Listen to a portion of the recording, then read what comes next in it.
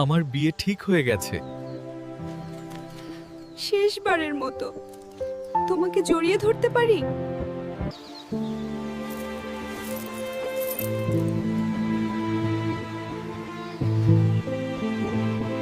আমার পরিবার থেকে তোমাকে মেনে নিচ্ছে না।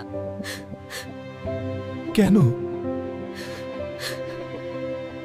কারণ তুমি কোনো চাকরি করো না, আর আমার মা বাবা কোনো বেকার ছেলের হাতে আমাকে তুলে দিতে চায় না। তাহলে আমি কি করব? আমি কি তোমাকে পাবো না? না, মানে মানে আমার বিয়ে ঠিক হয়ে গেছে। ছেলে অনেক বড় চাকরি করে, অনেক টাকা বেতন পায়, তাই আমি ঠিক করেছি আমি ওকেই বিয়ে করব।